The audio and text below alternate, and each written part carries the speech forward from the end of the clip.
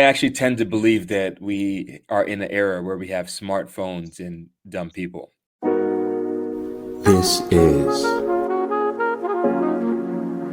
the Mooncast.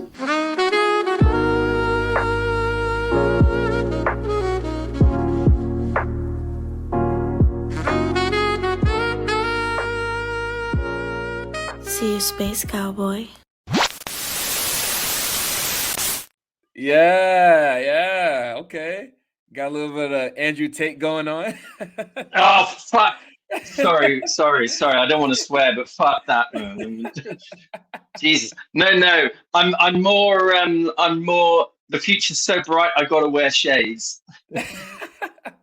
No, it's dope. No, you should keep them on, man. You should keep them on. I love it. Actually, we wear shades It's sometimes too. With one of the people I bring on, he's one of my close friends of mine. So yeah, we like to have fun on the podcast, man. yeah. Life's too short to not be having fun. And everybody's all too serious. And I have fun with everything I do. I think a lot of people, a lot of entrepreneurs, they don't have fun with what they're actually doing. And I think that's, if you're not having fun, you shouldn't really be doing what you're doing, in my opinion. I completely subscribe to that. Completely agree. I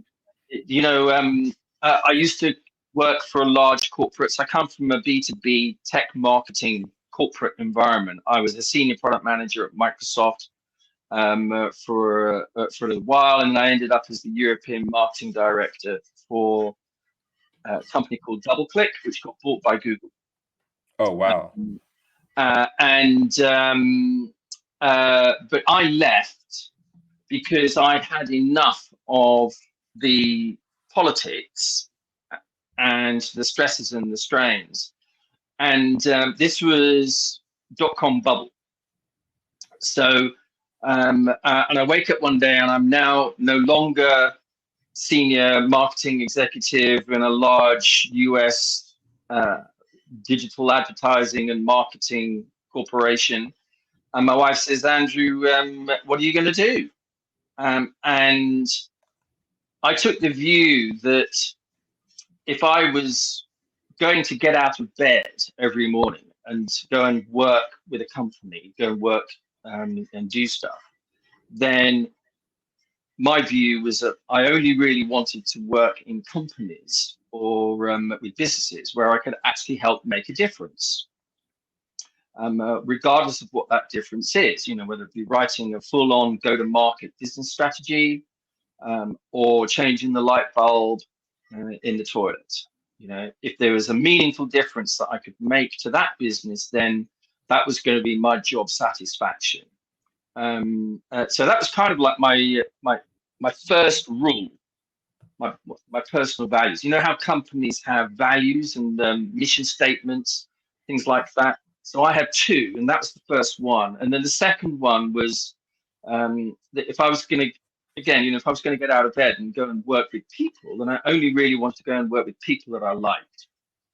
I'd had enough of working with people who were far too politically driven, shall we say, and the relationships, and the relationships that I had with them. Some of these individuals were not particularly constructive. Yes, they were profitable in dollar terms, but they weren't constructive in terms of how I felt about what I was doing. And eventually, actually, it was my wife, Sally, who metaphorically gave me a little kick up the arse and said, Andrew, this is not good for you. She said something different, but I won't repeat that on a podcast. Anyway, the sentiment was, this is not good for you. What are you going to do? What are you going to do about it? And that's when I kind of said to myself, looked at myself in the mirror and said, okay, go and work with businesses that you want to work with.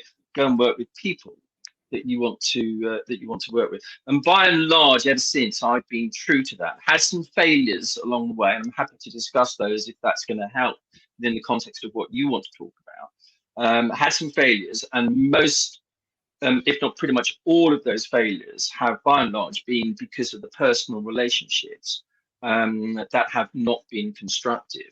On the opposite side of that, I've worked with some amazing founders and some amazing executives in some very big corporations, and had an absolute fantastic time working with people who valued me for what I do and what I can bring to the table, without being asked for it. And some of these people are now personal friends of mine. Again, Sally, my wife, says to me, we go on vacation, we go on holiday somewhere, and I say, oh, I'm just going to pop in to see this person that I know here.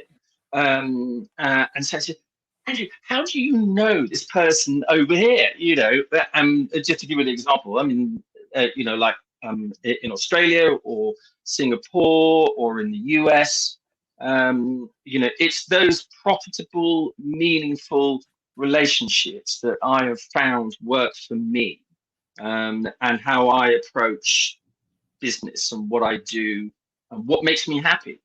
Yeah. So, Vandross, I got to say, when I meet a guy like you who's, very energetic, and driven, and has got a track record in some of the things that you've already done in your career and in your life.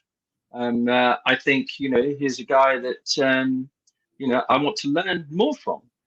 About what you're doing, about what your goals and objectives are, about what you want to do, and where can I fit into that.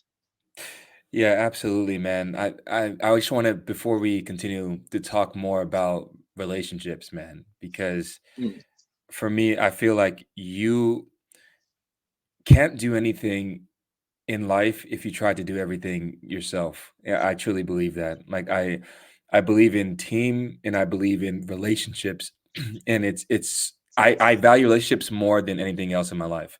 yeah. So for me, I value humanity more than anything else in my life. I'll tell you a quick story, a little bit about myself. I actually was off of social media for 10 years. So I just got back on social media back in 2022. Um, Hmm. and the only reason I did it was because I read an article about content and the importance of audience building, and then following that into a community, and then it's to be able to sell products. And the amount of people that were making money from the creator economy made sense to me to get back online, to create an online presence, so people would have a location where they could then, stop by to see me and see what I'm doing and see if Yeah. they were interested in services and products. But for me, I absolutely don't like online at all, to be completely honest with you, but I use it and I leverage it because I understand where things are going and how everything is. So for me personally, I spent 10 years of just communicating with people in real life, looking people in Hmm. the eyes, Yeah. learning about nonverbal languages, and it's helped me so much drastically, because I even look like now, and a lot of the Zoomers, Gen Z, I call them Zoomers, but Yep. because I'm a millennial, late stage millennial, but but a lot of the Zoomers, I think they have a lot of times issues with communication, and confrontation too as well. And they don't know how to build and cultivate relationships because they have this sort of instant gratification at the highest degree. We had it too as millennials, but I think it's even more intensifies with them. So if they don't get exactly what they want out of the person within the first X, Y, and Z amount of time, then Yeah. they immediately want to cut that person off. And I think, like, for me, it's very important to understand people, nurture people, be patient with people, communicate with people, because you never know when you're going to need that person, and you never know when there could be potential synergies in the future, so you guys could connect and do stuff with. And if you can't work with people, then you can't be an entrepreneur, period. That's just how I see Hmm. it, you Yeah. know?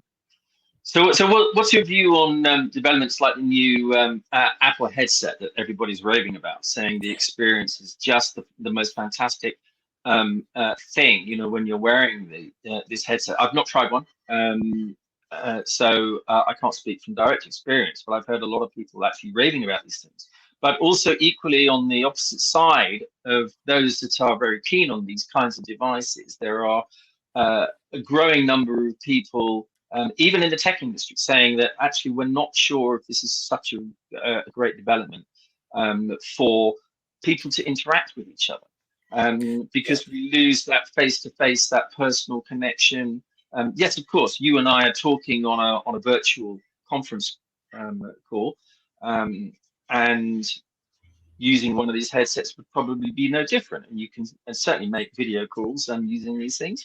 But if you as an individual are willing to immerse yourself in using these devices for whatever gain that you get from them, then are we not detracting from the opportunity to interact on a personal basis with people? I think the jury's out, but I absolutely take your point, and I think that we need proper studies on these things Yeah. to tell us really, are they going to be damaging for our health and our emotional our EQ, our emotional quotient, not just our IQ. Our IQs may go up, but our EQs may go down. Well, I actually tend to believe that we are in an era where we have smartphones and dumb people.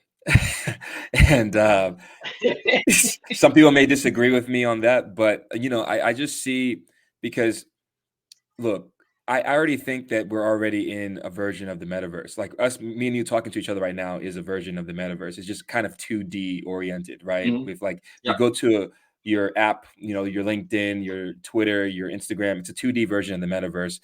And I think we're already so attached to our phones, and to our phones have now become an extension of ourselves.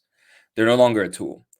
I think that a lot of people don't use technology because if you look at it, at the minute that you don't have your phone, you start panicking, right? Mhm. So Mhm. I truly believe that we've already kind of synergized a bit with technology, and this is just more of an extension of that. And if you look at what Elon has done with the Neuralink, I don't know if you're familiar with the Neuralink technology, Mhm.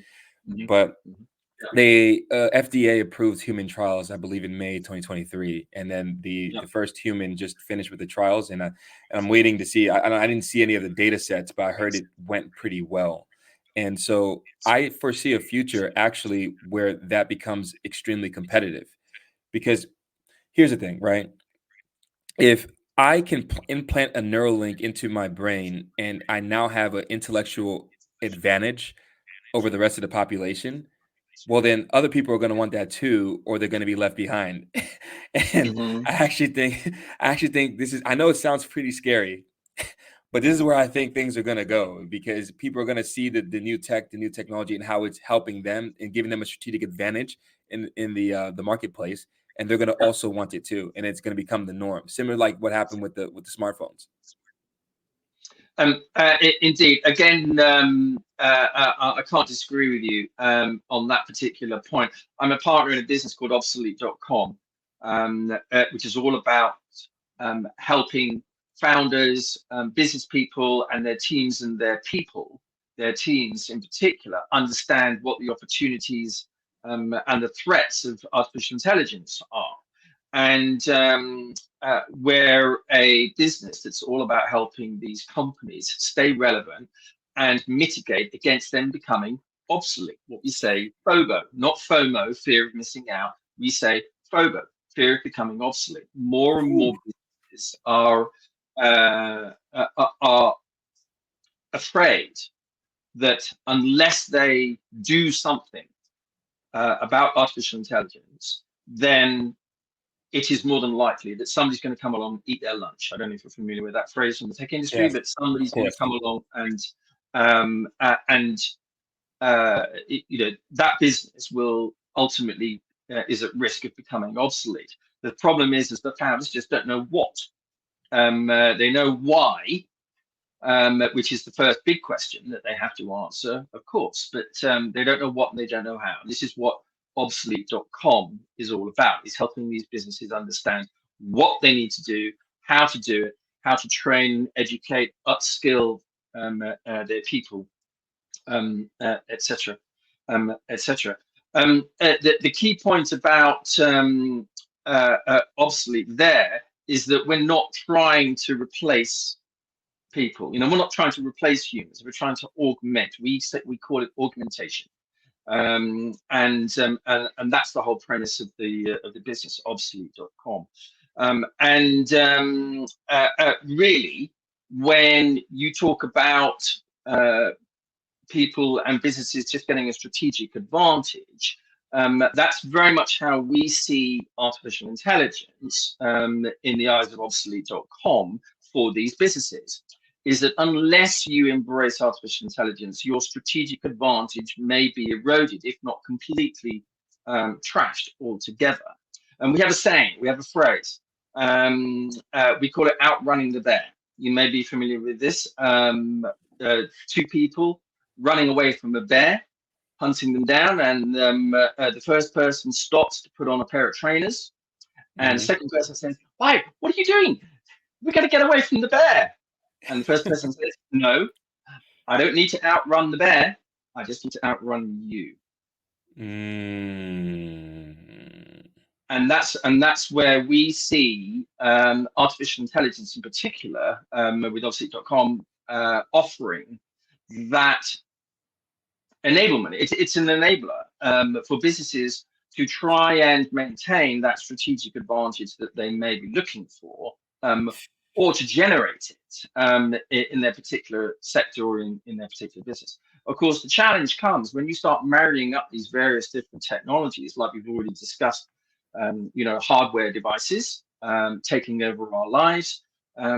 Is it going to be the case where artificial intelligence and software also takes over our lives, where you marry these things up? Maybe it's an Apple headset, I don't know, that finally delivers the final blow to humanity. Sorry, that's a depressing thought. But there are people who actually truly believe that. I'm a fan of Yuval Noah Harari. If you've not read his books, I can recommend *Sapiens*, *Homo Deus*, and *21 Lessons*. *Sapiens*. Yeah. I need to finish that, actually. You need to finish it. Okay, you need to finish *Sapiens*, then go on to *Homo Deus*, then do *21 Lessons*. But he is a real doomster. He's a doom-monger of artificial intelligence. So he's clearly on one side of the debate, but equally there are others who think that technologies and artificial intelligence in particular are going to realize strategic gains, not just for businesses and for individuals, but for humanity in general. And I think that anybody working in the medical profession would probably argue that, hey, if they can process cancer trials, and scans and such like, faster and more efficiently and with better quality, then why would you not want to use these tools in order to gain that kind of advantage? The challenge then becomes that bad actors can also equally use these tools for nefarious means. I used to work for Microsoft, and there was one of the senior execs at Microsoft used to say, everything we do is either a tool or a weapon. You need to decide, what you're going to use this for. And I think that's never been more true now with the advent of technologies, both hardware and software and artificial intelligence tools now, that are offering me personally, my business, Obsolete.com, and also the venture industry. I'm a partner at C2 Capital. It's clearly giving us some benefits to what we do, but we're not naive enough to think or not recognize that there are other people out there that want to use these things for other means. Do you worry about when we get to that point where the technology is basically sort of replacing humans at the exponential growth rate, to a point where you have the retirees that are coming in, and the government needs then the tax, but if a lot of people are getting replaced in the workforce, the main grunt of the workforce is getting replaced by the artificial intelligence, then they won't have enough taxes then to pay for the pensions, to pay for all the different subsidies. So I'm wondering then, how do you see the government, and what do you think that they'll do in terms to plan what will happen then next in that doomsday type of event? That's a really interesting question. I mean, my own personal view, and I'm not an economist, but I think that, you know, globally, developed economies have always been on a path to fiscal constraints. I mean, if that's what we want to call it. You know, you talk about aging populations and being able to afford that, you know, with pensions, etc., etc. I think globally developed economies, Western economies in particular, have been struggling with this for quite some time, and it's getting worse. You know, the pension age is going up in most economies.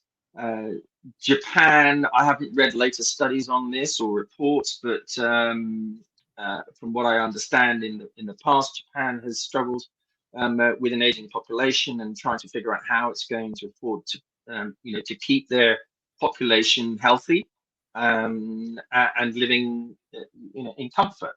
I just don't know. Can technology solve that issue? Probably not on its own. My own view is that technologies are enablers. I'm going to quote Lord Putnam. So 2005, I went to a conference called IAB Engage. I'm a former director of the Internet Advertising Bureau, the IAB. They put on a conference in 2005 called IAB Engage. One of the keynote speakers was a chap called Lord Putnam. You may recall he was a film director. He did Chariots of Fire and various others. He stood up and in his keynote, he said something that at the time really struck me. And I've been quoting him ever since, which was, technology can only ever serve as a bridge, never as a destination. And that really kind of struck a chord with me, because as somebody who's lived and breathed technology ever since I went to college and studied computer engineering and data science, so I know how this stuff works.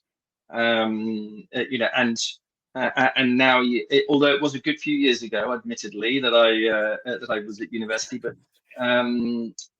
you know, I know how artificial intelligence works, and certainly the technologies. And anyway, what Lord Putnam said really struck a chord with me, because it showed a clear understanding that technology is not something that, you know, we're not creating technologies for the sake of the technologies. All the good stuff, you know, is created to provide some form of meaningful benefit in some way to us as humans, you know, to humanity. We are delving into the realms of philosophy here a little bit. Maybe we should No, I love it. I love it, man. reconvene and do a philosophical podcast. It's, you know, and of course, when we start to get into the realms of philosophy, anybody can join in and argue. Yeah. No, I mean, do what you must, man. I like it. I like it. I don't want you to stop. Keep going. Yeah. Well, you know, technology is, you know, we use all these tools on a daily basis pretty much without thinking. It's, you know, whether we're on our smartphone or whether you know, I'm on my laptop or whatever it is. And now with artificial intelligence, I think that that's becoming even more apparent that these things are, you know, do have some substantial and significant benefits. But we just need to be careful about how we use them. And that's why with obsolete.com, actually, we position the business, driven by the founder, a chap called John Baines, driven by John, that when we formed obsolete.com, it was going to be a business founded with an ethical stance. And we were only going to use these tools to try and help businesses, and not give them the capabilities to do things that weren't going to be ethical. Yeah. I know that's a slightly not dangerous, but that's a slightly nuanced position for many. I was just gonna say. For us to take, Yeah. because there are many, particularly commercially driven enterprises that will say, no, we are purely profit driven.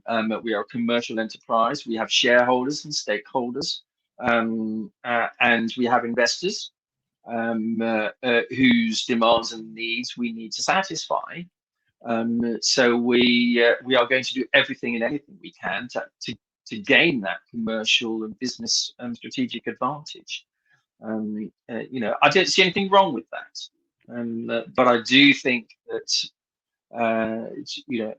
there is this ever decreasing narrow line that we should. It's not for me to judge others, but perhaps we should be taking in order to ensure that we are, every step that we take, we put ourselves in a position to take another step. Because at some point, if you deviate from that path, you run out of steps to take, and Yeah. that's not a good position to be in. Yeah, absolutely. You mentioned something earlier about, you're not trying to replace the humans, but augment. Mm, What mm, did you mm. mean? What did you mean by that? Um, those of us, I don't want to sound, what's the word? I mean, arrogance is perhaps a little bit of a strong word, but I don't want to sound arrogant on this. But there is clearly a group of people with an understanding that has not yet permeated into the wider consciousness of business and the wider population. Having said that, I think if you asked most people, certainly in developed economies, about artificial intelligence, most people would at least have heard of AI. Most people, many will have a view or an opinion on it. Some will have an understanding, and a few will know what they're really talking about. It's for others to decide where I fit on that spectrum. But what we're about in terms of augmentation is helping those that don't understand gain that understanding so that they can recognize the opportunities and also the threats of artificial intelligence and respond accordingly, either by generating new opportunities for themselves individually or for their business, or mitigating against the risks and threats that AI might present to them at some point. And so augmentation is really about helping people understand what they can do and how they can do it with AI, not only for their business, but also for themselves personally and individually. And that's about upskilling. It's about training the workforce. It's about employers ensuring that their employees are using these tools for the benefit both of the business, but also of the individual. So if a large organization, by large, I mean, perhaps 1,000 plus people, maybe more, 2,000 or so, thinks that it can get rid of its marketing department and start hiring some code monkeys or prompt engineers. Yeah. I don't mean to be disrespectful. I've seen No, no. prompt engineer as a job title. It is. I've seen people promoting themselves as prompt engineer, which is fine if you know how to use these tools and get the benefit from them. That's great, but they have to bear in mind that prompt engineers won't know the context or the history or the background or the nuance of a business, whereas the people working in the business may not know how to use the AIs. So a business or an organization that thinks it can just get rid of its marketing team or its customer service because it's got bots now, or we've got some chat GPT bots and we've got this bot and that bot, and then now we can use voice very effectively on these things. So when somebody rings up, we can just automate the whole thing. that's fine, but that only goes so far, in my view. And what we see, or what we believe with Obsolete.com, is that everybody within that organization has a right to, improve or develop themselves for the benefit of the business accordingly. And if that's not the case, then the business and the individual and the employee are probably better separated and going on separate paths. But if there's an opportunity for that business, that employer, to say, right, I want to make sure that we are taking advantage of all of this. I've got a great team here already. I've got a great workforce. We've been in business for 50 years, 100 years, whatever it is, maybe even 20, and we've come a long way.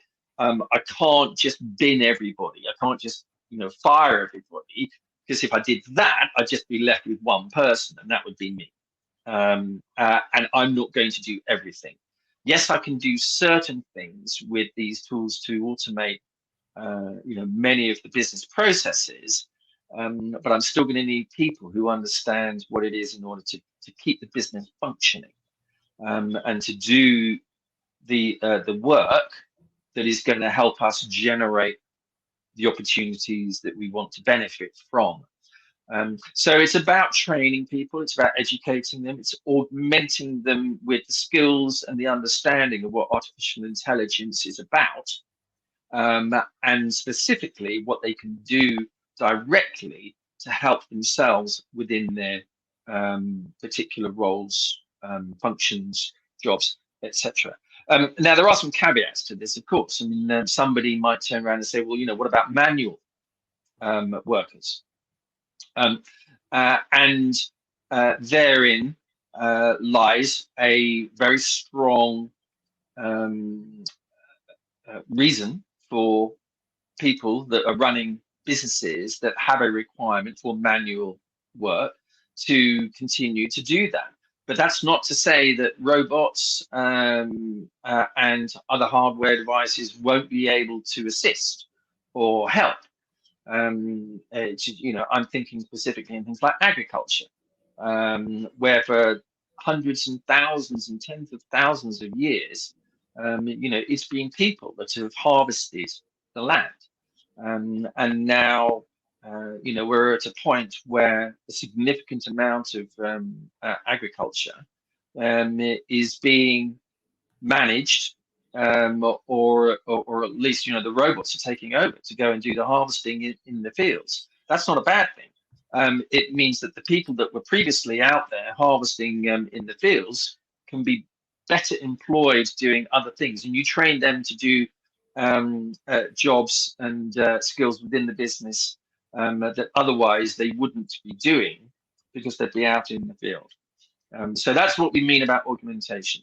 And this works in, this is as true for knowledge work as it is for manual work as well. I mean, we talk about knowledge workers being replaced. I mean, there are many reports now saying that artificial intelligence is going to, it's putting all the middle managers in danger of being fired, because the CEO of the business says, well, I don't need the marketing director, I just need a few prompt engineers. Okay, you go ahead and try that and see what happens, and if you're successful with that, great. But I suspect that there are going to be CEOs and business leaders who will come unstuck by going too far with this.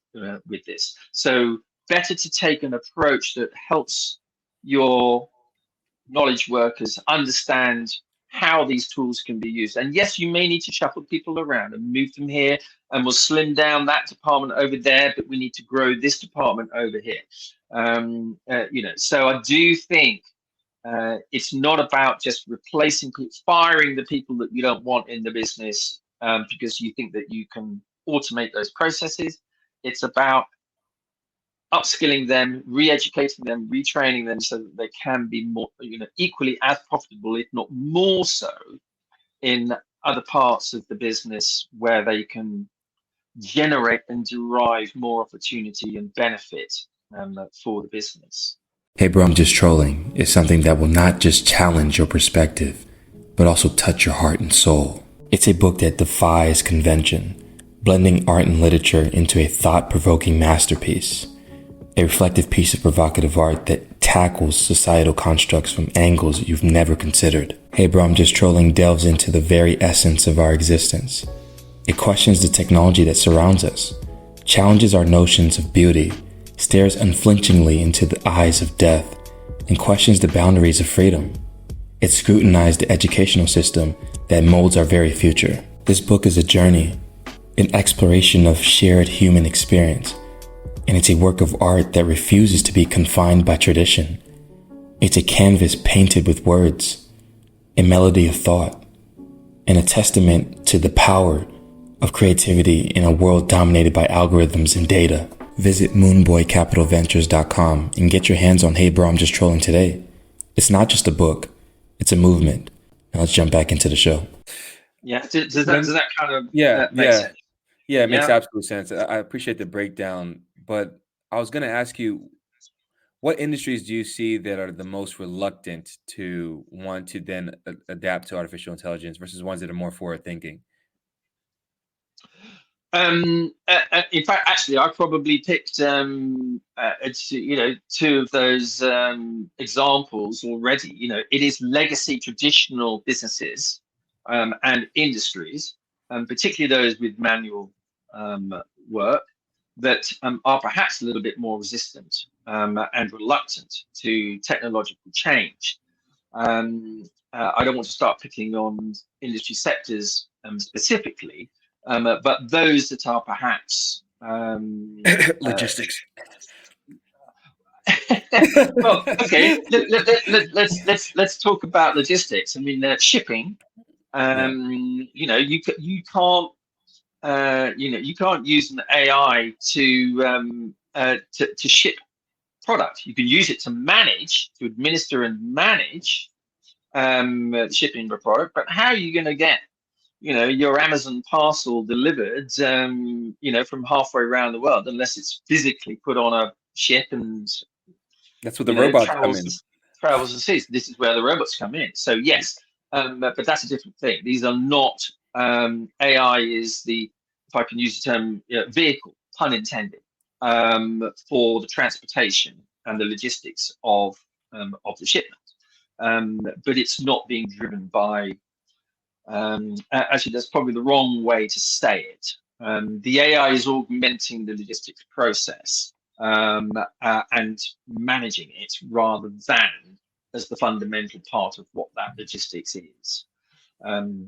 So yes, there are traditional legacy businesses that can benefit, but which are perhaps a little bit more resistant to the changes. Because and let's not forget, in some of these industries, there is this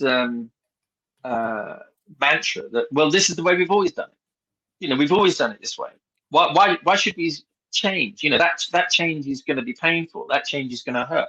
That change is going to be expensive. What do you mean? We need to invest so much more into technologies and tools that we've never used before. So why would we want to do that?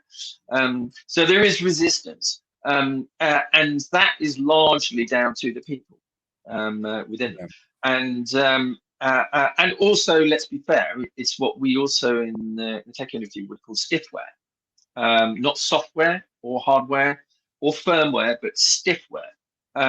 Technologies that are so deeply embedded into a business or into an industry where extracting them or changing them or modifying them would be too painful.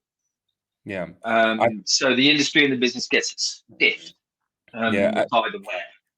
For me, when I look at the robotics industry, I thought the light bulb was going to be like where everybody was going to be like, oh my God, like robotics is going to take over the world. It was like, actually, it sounds very simple, but the automation of the vacuum. That was when I was like, oh my God, the light bulb's going to go off, but it didn't really necessarily happen in that way. When do you think that because ChatGPT was the AI light bulb where everybody was like, oh my God, You know, because it didn't really, people were paying attention, but they weren't really paying attention to ChatGPT. I was an early adopter of a robot vacuum. Oh, really? I was a early customer. I bought one of these things, and it was, I don't know, it was about the size of a very large dinner plate kind of thing, and it was supposed to map its way around, the house, and then return to its base unit and recharge, and then it would go off at 2 o'clock in the morning, and then you'd come down in the morning, to make my cup of tea, and the floor would be beautifully clean. And so, it lasted about 2 to 3 weeks, and it got clogged with dog hair and cat hair. My wife threw it out. How much She was threw it? it out. How much did you spend on I that? can't, I mean, it was too much. It was too much. Yeah, you were trying to be one of the innovators, early adopters. Yeah. I mean, putting the jokes aside, therein lies actually a salutary tale, is that, you can be too early with these things. And I think that, and let's not forget, AI as a concept is not new. Let me see, where Isaac Asimov wrote his 3 laws of robotics in, when was it, 1942? Oh, I think wow. I'd have to cross-check that reference, but I think, before Turing and the advent of what we now know to be modern day computing. So the idea of automata and robots, it actually goes back, much further than Asimov, of course. To computing machines. Mm. But I guess for many it's been a slow burn up until the last few years. I mean, working in the venture industry, actually, we have seen a significant increase in the number of businesses using or promoting the fact that they are AI. But we've taken a very skeptical view of this, I have to say. To some extent, anybody over the last 5 years plus, that said, "Oh, we're an AI company," we've been pretty skeptical of. There's a lot of them. They just do this like copy and paste and rebrand, and we're copy AI. We're this AI and that AI, and then you just realize it's just copy and pasting someone else's. I was an early user of content, of a content AI tool. I won't mention which particular one, and actually it was pretty good, I have to say. I tried it, but I sat down with an experienced PR guy and said, what do we think of this? What do you think? Is it any good?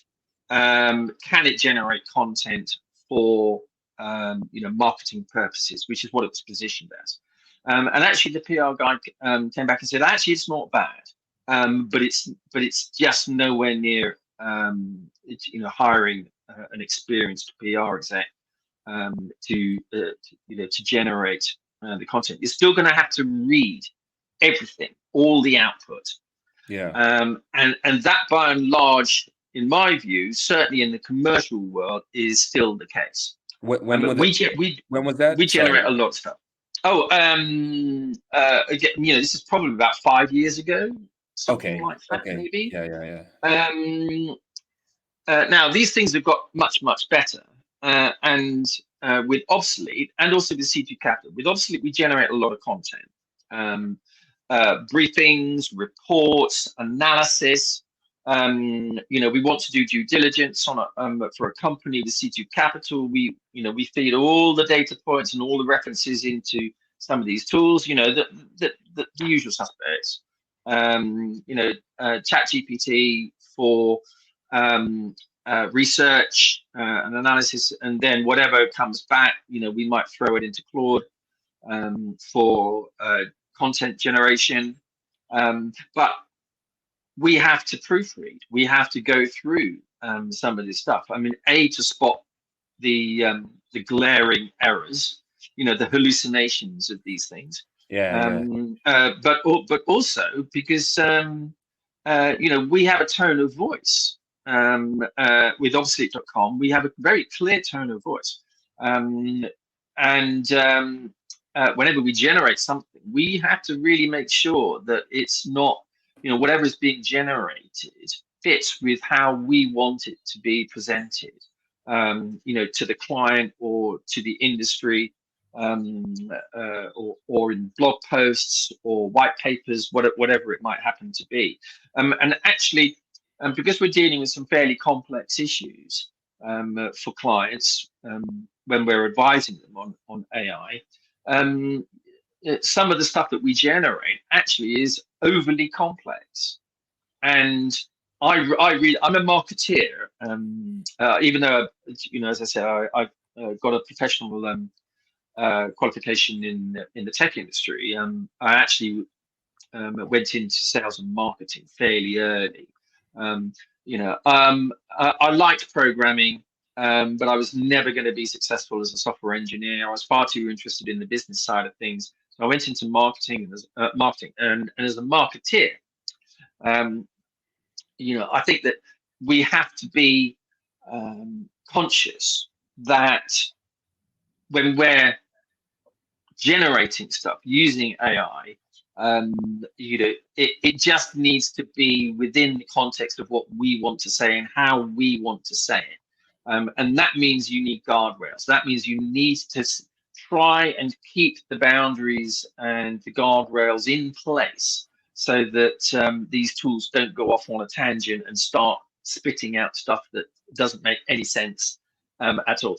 Or even worse, it makes sense, but it's wrong, or it doesn't fit with what you want to produce. And that comes back to what I was saying earlier about augmenting teams. Is that you still need these people that are going to have that nuance, that EQ that is going to provide the balance and the context of what the business wants to do and what it wants to say.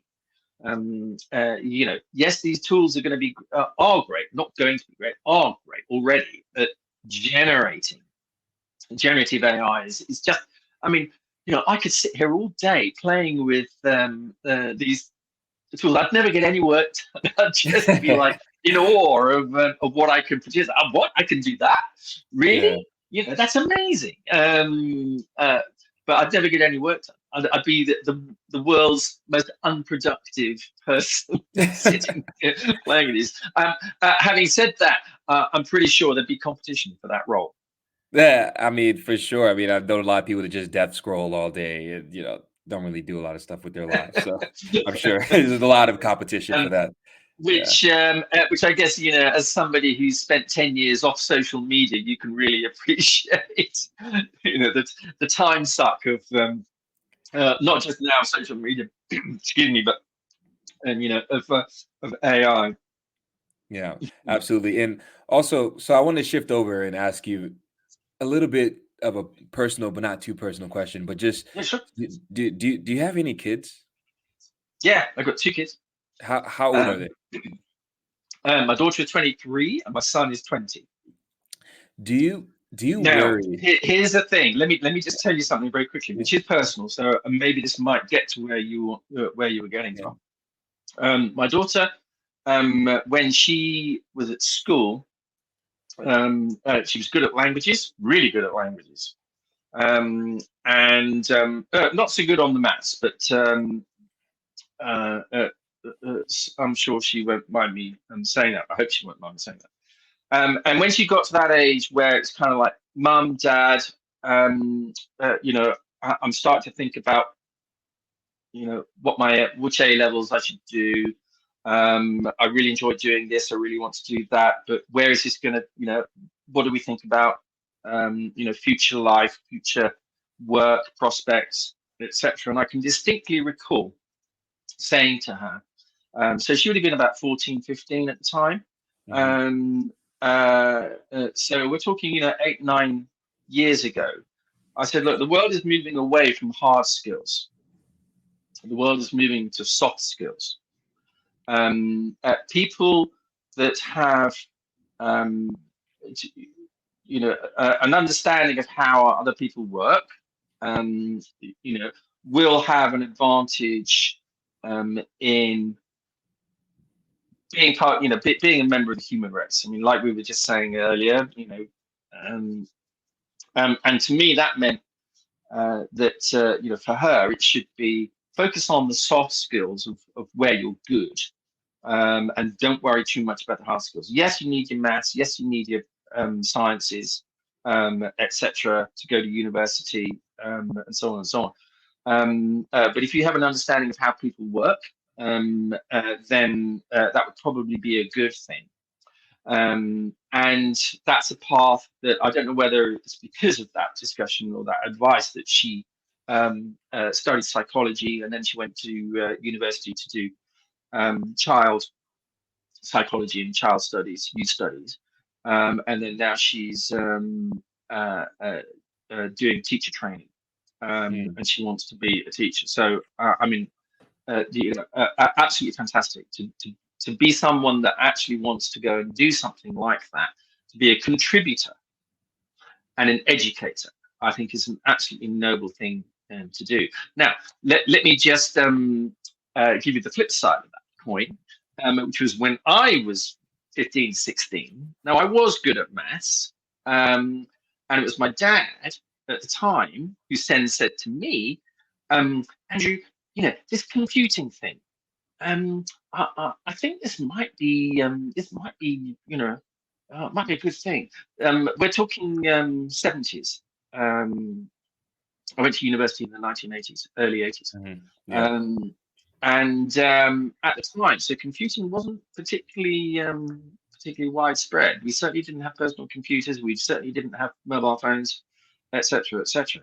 But What was the yeah, light it's my bulb? dad. What was the light bulb moment? Sorry, I didn't want to interrupt. What was the light bulb moment for computers that then just made that shift happen to where everybody then needed a computer in their house? What was the light bulb moment? Well, as somebody who used to work for Microsoft, I'd probably say, well, no, I need to be careful of my history because I was going to say the ability. Okay, let me phrase this slightly differently. The ability of people to be able to do some of these jobs, exercises, activities for themselves. Way before the advent of the internet, and being able to do all of this good stuff online. I think even just being able to add up sums was probably the single biggest step forward for the general public at large.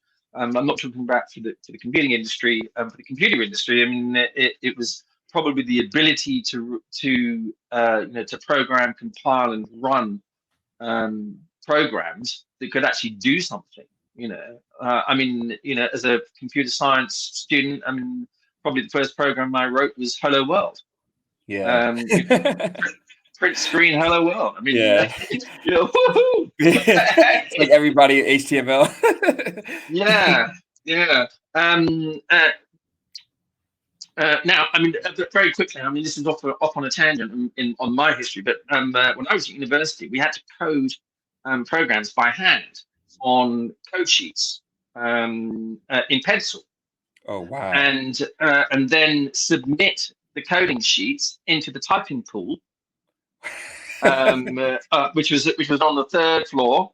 As you go in, put it in a pigeonhole, and it would get scheduled in for typing. It would get coded up onto the mainframe, and then I'd have to book an hour slot to get onto one of the dumb terminals on the mainframe, and compile and run the program that I'd handwritten. And if it worked, it was great. And if it didn't work, it was literally back to the drawing board, rewriting and recoding any bugs that would then have to go back into the typing pool to be blah blah blah. I mean, of course, we're a long way away from that right now. Yeah, so there's the two opposing things. One, my dad's saying, Andrew, this computing thing is going to be great. Why don't you go study computer engineering and data science? The data science bit was me, actually. He just said computing, but so I became a database engineer, programmer. Um, but when my sister was, sorry, not my sister, when my daughter was at school, thinking, Dad, what do I do? My advice to her was soft skills, because the world is going to need people more and more who understand how we all work, and what we do and how we do it. By and large, most of the robotic tasks will be done by robots. Um, that's not to say that's okay. So that's not to say that the world does not need prompt engineers, or people that have a very clear technical understanding and are able to program and execute, with these technologies. I just don't think that the wider public and the global population will have that much of a need. But there is clearly already an industry for the AI workforce. There are recruitment agencies. I spoke to one the other day, a guy that set up a recruitment agency specifically for finding people, AI and ML engineers, in the energy industry, Okay. for clean tech and for climate tech. Yeah. So this industry is rapidly expanding. There are opportunities in those sectors if that's where people want to pursue. But by and large, we're not all technically capable. We're not all Yeah. skilled or have the knowledge or the capabilities, to understand how these technologies work.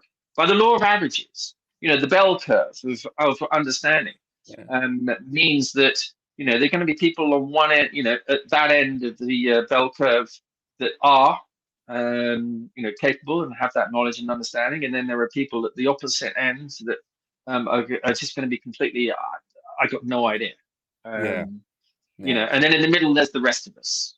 Yeah. They say, a little bit of understanding. I don't really care too much. I just want to get on with my life and have a happy, healthy, wealthy existence, Yeah. which is by and large the view of most people, I would guess. I could be wrong, but Do you? Because I have a theory. I don't know. You could maybe think that I'm wrong here or challenge me on it, but I do believe that school, as we know it, won't exist because I really don't see the point as we're going with being able to extract data basically seamlessly, which we already were kind of able to do with kind of Google search engine, but this is just like a more exponential rate of being able to extract information where you just literally just ask it what you want and it just gives you the answer. Or you could ask it to build you a Harvard curriculum on law or whatever. So I'm curious to hear your thoughts on what you think in regards to uh, school. you touched on two key things there. Firstly, the law thing. Yeah. It's already shown that there are tools out there now that will pass the bar exam, with higher percentage points than the vast majority of people who've been to the best Ivy League law schools, or wherever they happen to be. However, passing an exam is one thing, practicing is another. And I think this is where education that you touched on, but also marrying up that understanding and that knowledge through education with the tools, is going to be where the difference lies. The tools will be great at doing the grunt work, doing the automation, doing much of the processing and the analysis. But it's when you get to the point of what you do with that, within a human context, that you are going to need lawyers that have an understanding of why this makes a difference, not how it makes a difference. And I Couldn't you think ask the AI that's, that too? could I do what, sorry? Couldn't you just ask the AI why as well, and it would be able to then regurgitate that information too? Yes, you could ask it why, but then you've got to, be very clear and very careful that if you're going to place your trust on why this thing should be, placing your trust in an AI to come back with an answer to the question of why is quite a bold step. Now, as we touched on that particular question, I'm also a fan of Simon Sinek. Who's that? Start with why, and he did a TEDx presentation actually a good while ago now, which I don't know how many views it got, but his basic premise is that in business in particular, but also now in life, start with why, not the what, the how, the where, or the who, but start with why. And it's quite a well-known book. I can recommend it. And it really comes back to trying to answer the question of why are we doing this? And the answers are not all within automation, robotics, machine learning, or AIs. I think we're still some way off from being able to really put our trust in AIs to come back with answers that are going to help us understand the why.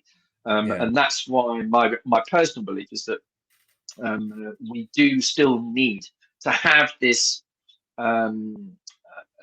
symbiosis, if that's the right word. I don't know if it is, this combination of the tools and the technology, the people and the humans. We're Yeah. never going to get, we can't have one without the other now. I mean, that's a given, Yeah. really, in my view. I mean, it's a very interesting thing. I know that education is changing because me personally, I didn't know anything about blockchain technology until I started going on YouTube and then using Google in Mhm. combination. I learned it all by myself. I didn't go to a university for that specific skill set that I have. And so I also look at my friend, he's learning right now JavaScript with ChatGPT, Okay. So I'm I'm curious if it's already this intelligent now, with the large language models. Where do you think then it will be in the Mm. next 2, 3 years, when it gets tweaked and retooled? I think the question of what's the future of artificial intelligence and AI is one that I think a lot of people have been trying to come up with meaningful, credible answers. Um, my my personal view, and one which we take with obsolete.com to some extent, is that there will necessarily have to be this combination between what the tools and the technology can do, and the benefits that we as society and humanity get from it. As I've already said previously, there are people that are extremely concerned by this, on the ethical, moral, and strategic gains that can be had by actors, either in bad faith or otherwise. We all know there's an arms race, not just with the technology companies. Every week, every day, there's a new announcement about this language model, and this tech company just did this and improved, and this is going to wipe that one off the floor, and etc. etc. But let's not forget that there are state actors that are also extremely vested into ensuring that AI benefits them more so than perhaps their competitors somewhere else around the world. I get that to some extent, but I do think that there are ethical and moral issues at stake here, as much as there are technology and benefit-driven activities that can be derived from artificial intelligence. And I know this is a debate that's happening, in a large number of people within the AI industry. It's, every week there seems to be a conference or an event or a discussion somewhere around the world with an argument around what this means and what this actually looks like. There are as I say, there are people who are extremely concerned by this, but then there are also people who are extremely energized by it, and take an extremely positive view around what the benefits can be, that can be derived from AI. Do you think it's too late? Like, isn't the genie already out of the bottle? Because it's like, okay, let's say it becomes more regulated here in the UK. Well, another country is going to then take advantage and make it less regulated, and then, and then people will go over there and move over there. That's what happened with Web3. Like they were trying to overregulate it in the States, and so everyone moved to Dubai and just continued operating as normal. And so, Yep. do you see the same thing happening with artificial intelligence? Yes. Short answer, yes. I do think that, for whatever announcements are made by a country or by government, or whatever efforts, like the AI Security Summit that was held in the UK back in November last year, great, fantastic, that all these senior level people and governments came together in one place to discuss AI security. My problem with that is not who was in the room, but who was not in the room, and who was not there to take part in that conversation. And I don't just mean other states, other governments. There were one or two notable absentees, either by design or otherwise. I know that some were not invited to be a part of that. But then, who's monitoring them? Who's going to make sure that there aren't other state, governments, organizations, and security services that don't want to use AI to gain an advantage over their global competitors or their perceived enemies? Exactly. So yeah, that genie, actually I have to agree with you. I think that genie is well and truly out of the bottle, and I don't really see, in my fairly superficial understanding, any real opportunity for us to be able to address this properly now, because there's a passage in Mustafa Suleyman wrote a book called The Coming Wave, co-founder of DeepMind. Yeah. And in it, there's a passage where he says, it's about halfway, just over halfway through the book, I think. He says that, everybody, from you to me to the postman, to the senior exec in a company, to the prime minister, to the blah blah blah, everybody's going to be sitting there on their sofa with a device in their hand, which will offer them the ability to do things that are previously unheard of. So we are all going to have personal AIs in our hands. And you can do this now today. I mean, there are tools that you can install onto your smartphone that will give you some extremely powerful capabilities with AI. We use them ourselves at obsolete.com. We'll go to a meeting, we'll record the meeting, and literally within minutes, we've got an AI transcription summary and action items from that. Wow. Yeah. Literally within minutes. So you can act on some of the outputs and the outcomes of this stuff incredibly quickly.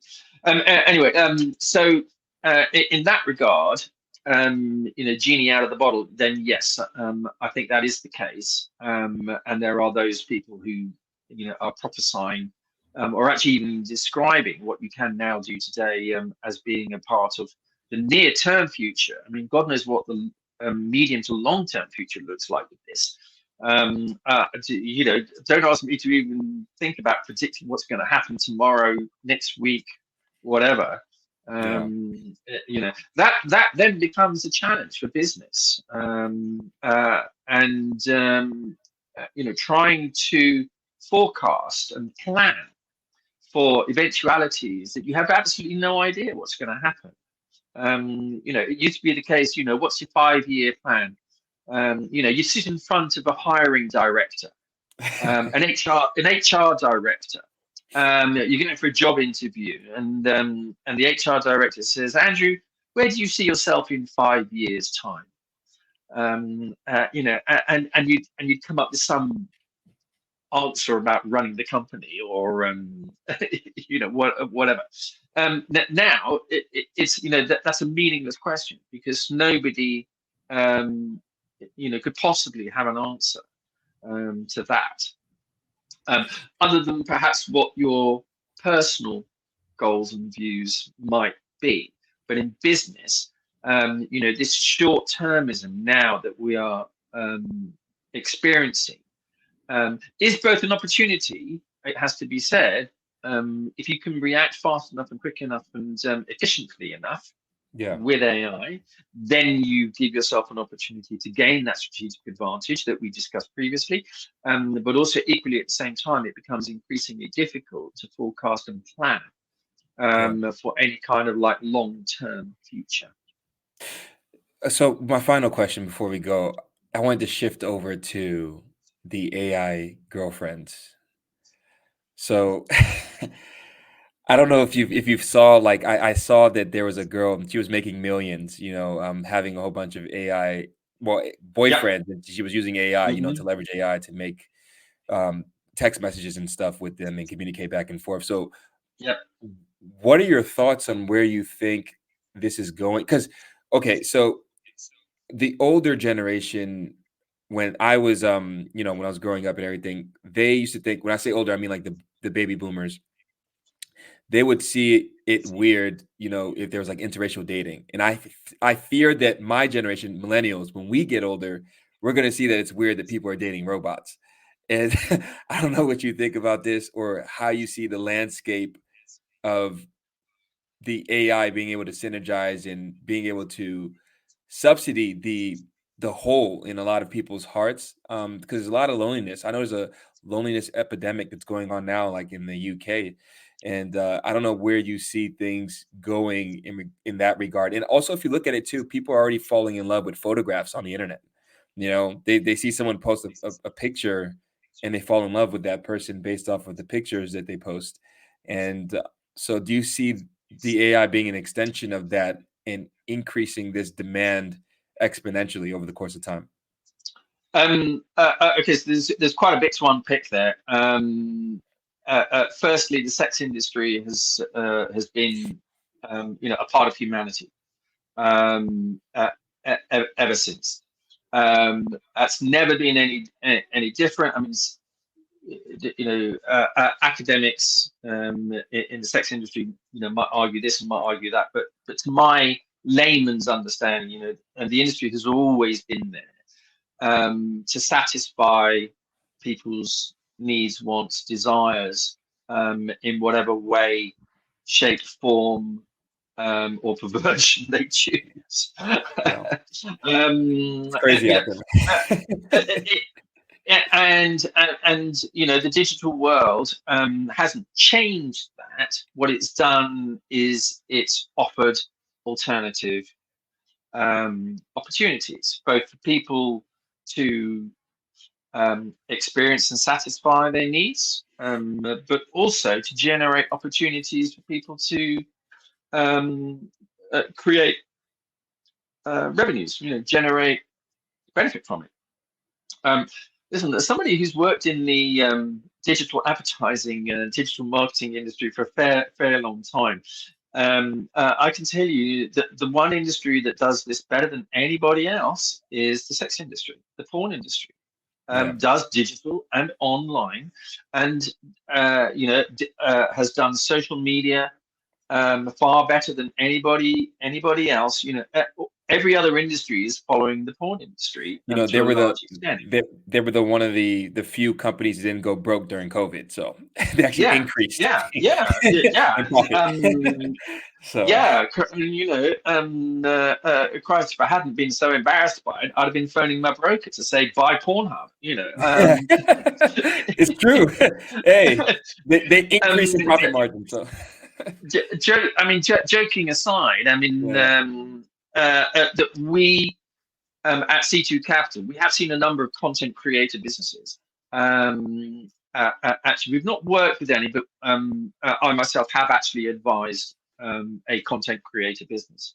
And with AI now, with the advent of AI and the capabilities of what you can do with AI, you know, I think you're right. You know, there are going to be substantial and there are significant opportunities for people to benefit and you know, profit from the wants, needs, and desires and perversions of a wide and large audience, many of whom will go down that route to satisfy their needs because they can do it without having to interact with somebody else. So that fear of embarrassment perhaps dissipates, you know, when you can interact through, you know, like we're doing to some extent, you know, a camera and a voice and a screen and a moving picture and stuff. You know, if that's driven by an AI, do I really care if I'm a user, if I'm a consumer of this content? yeah, Do I really care? Probably not. The fact that it might be costing me $5 an hour or whatever, you know, if I'm prepared, you know, to do that, then who really cares? There is a very, very big flip side to this, of course, which I think you've already alluded to, which is, you know, you lose that human interaction and that ability to engage on a human level with another person. You know, if you treat everybody as you would treat an AI avatar, then pretty soon you're going to end up in a very sad, lonely, depressing kind of state. Would be my guess. I mean, psychologists might, you know, might say different, but you know, that's kind of how I would see it. You know, so these tools, you know, for human interaction, great, but they've got to be used in ways that benefits us. And let's hope that we don't all become too lonely and we don't just end up speaking to each other, you know, like like this all the yeah, time. I mean, I have to say, I mean, I do spend most of my days actually on conference calls and video calls. yeah. Um, Same. uh, actually pre-COVID, with C2 Capital, we were engaging every week, direct face-to-face with investors, with founders, with businesses, going networking. And then COVID actually did drive a fairly significant shift for us in the venture industry, because we were now having to do a lot of the interactions, obviously through video calls, but equally at the same time, you know, the wider public discovered that there were these digital online opportunities. We're all stuck at home. What are we going to do? Oh, you know, I'm going to get on the laptop. So if I'm not in the office Yeah, and I'm on the laptop, I'm going to start doom scrolling, or I'm going to start looking for content yeah, that you know, I'm going to enjoy, yes, and that's fine to a point, you know. But now that we're not all stuck at home, you know, get off the internet, go outside, go take a walk. I start my day every day. I go out every morning, walking with the dog. Part of the reason for getting a dog was that it would help us as a family. You know, we get out the house, go out walking, fresh air. Today, this morning was absolutely glorious because the sun's shining. yeah. I saw that. You I know, was shocked. I was like, "What's going on?" it was glorious, glorious out there this morning, out on the local heathlands. Now, not everybody has that opportunity, of course. I'm lucky in that sense that I can do that. Not everybody has an opportunity to be able to go and do something like that. But I just think that, if each of us can find some way in which we can, just live a little bit of a physical existence rather than just a virtual or a digital existence, then we will all benefit. And that comes back to my views on AI, which I hope have resonated through our conversation. That it is my firm belief that as humanity and society, we will benefit from having these tools and technologies, but we need to understand how, why, and the best way to use them. And that's what obsolete.com is all about. What if hypothetically, like, one of your kids came in with, like, walking in with a robot and was like, "Dad, like, I'm in love. I'm gonna marry this thing." What would you? Yeah, I don't know. I don't know. Okay, two things happened in the last week, which are going to help me answer this. The first was last night. Actually, did you watch Super Bowl? Actually, I did not. I missed it. I was Okay. too busy working. Yeah, I didn't, because obviously here in the UK it was quite late. However, I caught up on what happened last night, and it was the media attention on Taylor Swift and Travis Kelce that that was. I mean, there was a lot of it. Not, let's disregard Wait, are the actual they football dating? or the football itself. Yes. Oh, I didn't know that. Well, the whole world knows now, because it was after.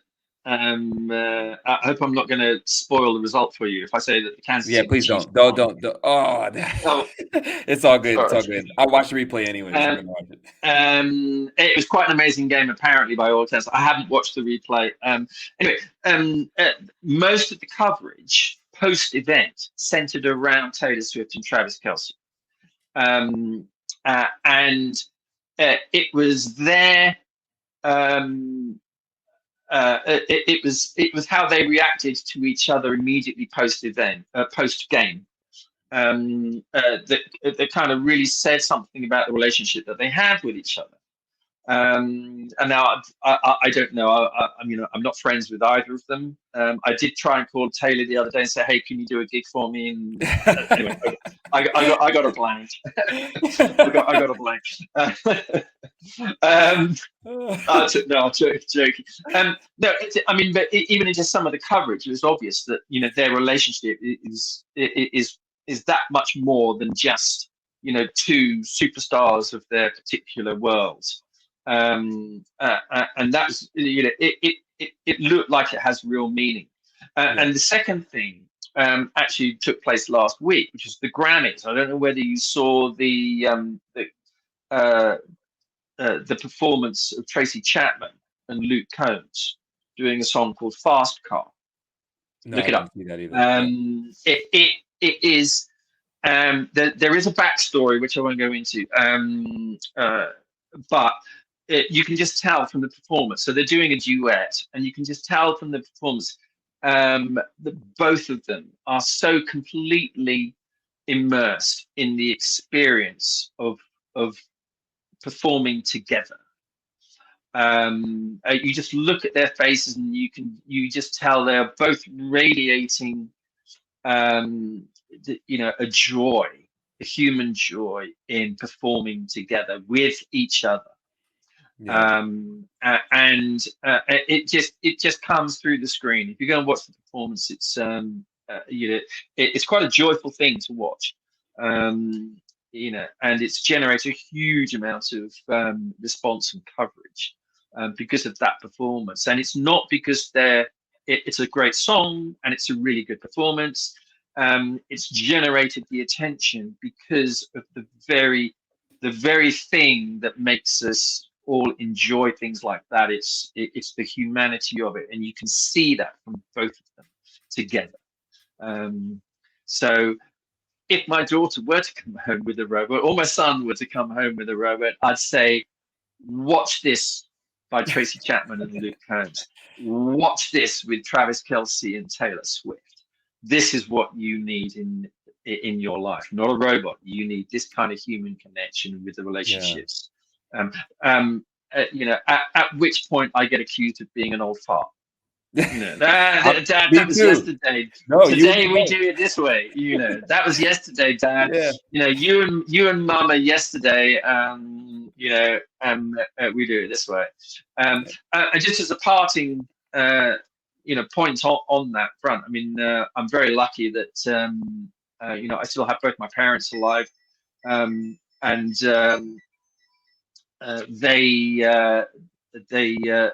they've been married 72, coming up 73 years now, still together, and still doing great. So if my wife Sally and I can get to be like them when we're 95, I'd be very, very happy to do that. And I don't need any robot to be with me when I'm there. Absolutely, man. We'll close it off there, man. Hey, where can people find you on the internet? I'm on LinkedIn. Andrew Gerrard is probably the best place, or you can go to obsolete.com. I'm on there. C2 Capital for venture and fundraising. LinkedIn. I'm a heavy user of LinkedIn. Find me there, connect with me there. I'm more than happy to accept connection requests, et cetera, particularly around AI, venture, startups, scale up, and AI stuff. Yeah. Awesome, Andrew. I got to get you back on, man. Like, this has been super fun, super knowledgeable. So I appreciate you for coming on, man. Well, thank you for inviting me. This has been an hour and a half of an opportunity to just riff, which I don't get all that often. So, I thank you for that. I hope that your viewers and your listeners on the podcast appreciate at least some of what I said. If anything resonates with anybody, ping me. I'm very happy to pick up on any aspects of this conversation. Absolutely, man. So this concludes another great episode of the Mooncast, man. And peace.